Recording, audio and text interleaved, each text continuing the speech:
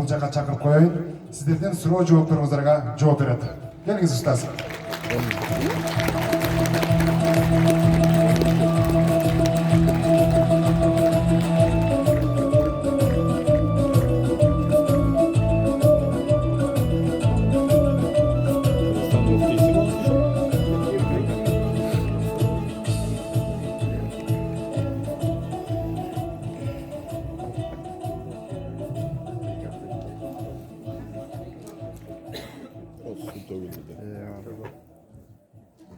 Bismillahirrahmanirrahim.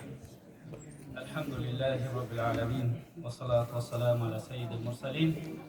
Ve ala alihi ve ashabihi ajma'in. Urmatlı musulman bir tuğandar. Barыңыздар менен исламдагы эң бир жакшы, эң бир кооз саламдашуу. Ассаламу алейкум ва рахматуллахи ва баракатух. Аллах Тааланын дайыма рахматы, мерими, хидаяты, нуру сиздер менен бола берсин. Пайгамбарыбыз саллаллаху алейхи ва саллам өзүнүн бир жакшы сөзүндө айтат. Бул хадисти Абу Хурайра радиаллаху анху руаят кылат. Күндөрдүн бир күнүндө пайгамбарыбыз айтты дейт. Мен яхузу минни hazihil kelimat ve ya'malu bihin ve yuallimu men ya'malu bihin.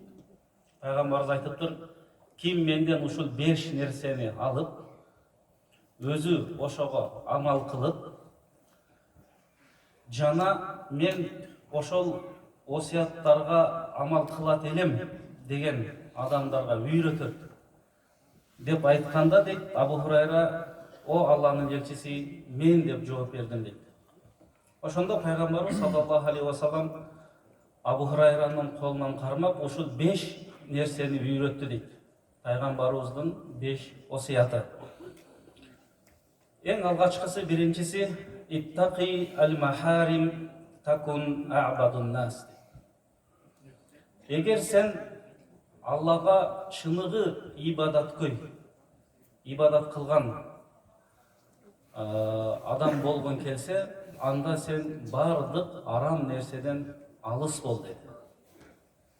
Demek bizge arab nерселер баары белгилүү, бирөөдүн акысына келүү, уурулук кылуу, ушак айтуу, арак ичүү, бирөөгө зыян берүү, тили менен, колу менен. Ошондой эле кээ бир көптөгөн суроолор болуп атат. Азыр никеси бар болуп туруп, башка күйөөсүнөн жоогун албай башка бирөөгө турмушка чыгып кетүү иддасын күтпөстөн, калп айтуу, кыянаттык кылуу, ата энесин таштап коюу, карабоо, ушулардын баары шариятта арам болот. Мына ошондуктан Аллах субханаху ва таала бизге парз амалдарды берди. Намазды, орозону, зекетти, ажылыкты. Мына ошолорду аткарып, биз арамдан алыс болуп, жан дүйнөнү байытып, адалга жакын болуп жашаш үчүн. Demek en algaçkı peygamberin osiyatı her bir momun musulman adam aramdan alыс болуш керек. Daima жашоосу адал менен болуу керек. Peygamberimizin ikinci vasiyatı, Peygamberimiz aytты: "Varda bima qasamahullahu lak takun agnan nas." Allah subhanahu wa taala saga taqdırına, çekenge жазып берген рызкыга канаат кылсаң, sen эң бай адамсың dedi.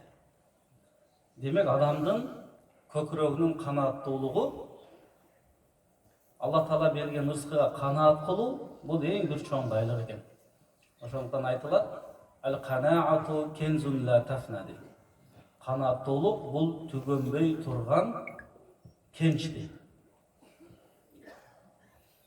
Üçüncü vasiyatında Peygamberimiz aytat: "Чыныгы момун болгон келсе" дейт. Баягы адамдын ыймандуулунун белгилеринин бири деп айтып атат. Чыныгы мына сенин ыйманыңдын бири, чыныгы момун болом десең, анда сен кошунаңа дайыма жакшылык кыл дейт. Ошондо чыныгы сен ыймандуу болосуң дейт. Ошондон бул жаатта кошунага жакшылык кылуу, жакшы мамиле кылуу, ага жардам берүү көп пайгамбарыбыздын хадистери бар. Ошондон эч бир момун мусулман адам кошунасына зыян бербеш керек. Төртіншісі пайғамбарымыз айтты, өзіңі жақсы көрген нәрсені өзгеге да жақсы көрсең, сен шынығы мұсылман боласың деді. Шынығы мұсылман боламыз десек, өзімізге жақсы көрген нәрсені башқаға да жақсы көрішіміз керек екен. Ошондо момун мусулман ешқашан калпылчу болбойт, ичи тар болбойт, көрөлбастык болбойт момун мусулманга. Акыркысы пайгамбарыбыз айтат: "Ла туксиру дахка, фа инна касрату дахки тумитил калб." Аша чалып, ашыкча, обу жок, маанисиз каткырып күлө бербегин, анткени ал нерсе адамдын жүрөгүн өлтүрүп коет дейт. Мына ошондуктан ар бир нерсенин өзүнүн чеги, жолу менен пайгамбарыбыз айтып, мына ошол 5 нерсени пайгамбарыбыз бизге үйрөттү. Биз ошону үйрөнүп амал кылган болсок, ар бирибиздин бул дүйнөдө жашообузга, акыретибизге өзүнүн пайдасын тийгизет. Эми суроолорго өтө турган болсок, ассаламу алейкум. Устаз, Москвада халал кафе иштетем. Анан регистрационный номер менен баардык текшерүүлөрдөн өтүп, жергиликтүү муфтияттан да адал сертификат алгам. Адал стандартка жооп берген продукталарды алабыз. Көп жылдан бери Москвадагы мекендештерди адал тамак менен камсыз кылууга аракет кылганыбызга карабай, кээ бир мекендештер бекитип ичимдиктерди алып кирип ичишет, кээ бирлер ичип келишип тополон кылышат, жергиликтүү тургундар менен мушташат. Ошолордун себебинен участковыйлар тез келишип биздин кафени текшеришип көптөгөн ыңгайсыздыктарды жаратышат. Мүмкүн болсо ошол мекендештерге ичимдиктин канчалык даражада күнөө экенин жана зыяндуулугу тууралуу насаатыңызды айтып койсоңуз, Алла ыраазы болсун дейт. Бизде шариятыбызда уммул хабаис дейт. Мындайча айтканда, бардык жамандыктын башаты бул арак деп айтылат. Ошондуктан шариятта, Куранда ачык Алла Таала арам деген, пайгамбарыбыз аракты арам деген, аракта 10 адамга наалат болсун деген пайгамбарыбыздын хадиси бар. Аракты ичип алып, эч кимдин бир ийгиликке жеткенин көргөн эмеспиз, жана көрбөйбүз деле да. Бул дүйнөгө да зыян, акчасына зыян, жан дүйнөсүнө зыян, акылына зыян, үй бүлөсүнө зыян, балдардын тарбиясына зыян, чөнтөгүнө зыян. Канчалаган аракты ичип алып ажырашкандар толтура, бомуш болгондор толтура, көчөдө калгандар толтура. Мына ошондуктан эң бир жамандыктын башаты болгондуктан шарият аракты арам кылды. Мына ошондуктан биз дайыма арактан алыс болушубуз керек. Эми аракты ичип алып дагы башка бирлерге зыян берген, бул күнөөнүн үстүнө күнөө, күнөөнүн үстүнө күнөө болот. Ассаламу алейкум. Ажеке, бул жакта Москвада күйөөсүнөн ажырашкан аял жана аялы менен ажырашып жүргөн эркектер ата энеден сурабай никеге макул болсо болот деп үйлөнүп аткандар бар. Ушуга динибизде кандай уруксаты? Рахмат дейт. Эң биринчи бул маселеде айта турган нерсе,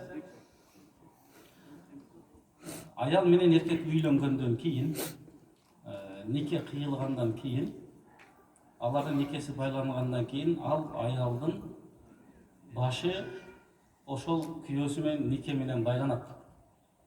Эми турмушта ар кандай себептер менен ажырашып кеткен болсо, ошол ажырашкан аял сөзсүз түрдө күйөөсүнөн, биз шариятта талак деп коебуз, ажырашуу сөзүн алыш керек.